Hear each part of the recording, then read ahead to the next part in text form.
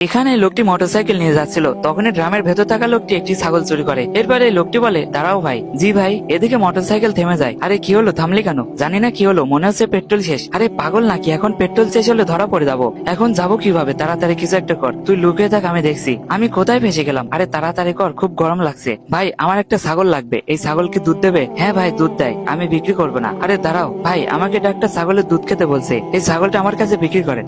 ভাই আমি খুব চেষ্টা করলাম, স্টার্ট হচ্ছে না। আরে ভাই আমি গরমে মরে যাবো, কিছু একটা কর। আজকে ধরা পড়লে খুব মারবে। তুই একটা কাজ কর, এখান থেকে বের হয়ে ওই ঝরে যা, আমি সামনে গিয়ে দেখছি। আচ্ছা ছাগল ধর, আমি বের হই। দে তাড়াতাড়ি যা। ভাই এই ছাগল কতটুকু দুধ দেয়? 1 কেজির মতো হবে। আরে বাহ ভাই, ছাগল আমার পছন্দ হয়েছে। কত টাকা নেবেন তাই বলেন? ভাই ছাগল 20,000, সাথে 2টা বাচ্চা আছে 10,000, মোট 30,000 টাকা দেন। ভাই ভাই আমি অনেক বিপদে পড়ছি, আমার গাড়ির পেট্রোল শেষ হয়ে গেছে, খুব ইমার্জেন্সি হাসপাতালে যেতে হবে। আপনার গাড়ি থেকে একটু পেট্রোল দেন না প্লিজ। একটু দাঁড়াও ভাই। ভাই শুধু ছাগল দিবেন? আরে এখন আসছে না কেন? তখন লোকটি ভুল করে ছাগল ছেড়ে দেয়। আরে কোথায় গেল? ভাই কিছু কম করে রাখেন। আচ্ছা ভাই 5,000 কম দিন। ঠিক আছে ভাই, এই যে টাকা নেন। একটুর জন্য হাতছাড়া হয়ে গেল রে। আরে আরেকটি বাচ্চা কোথায় গেল? একটু খুঁজে দেখেন। ধন্যবাদ ভাই পেট্রোল দেওয়ার জন্য। ওই যে ছাগলের বাচ্চা। আরে তুই এখানে কি করছিস? আরে আমার হাত থেকে ছাগল ছুটে গেছে। আচ্ছা হারামখোর, তাহলে ছাগলের বাচ্চা তুই চুরি করছিলি তুই?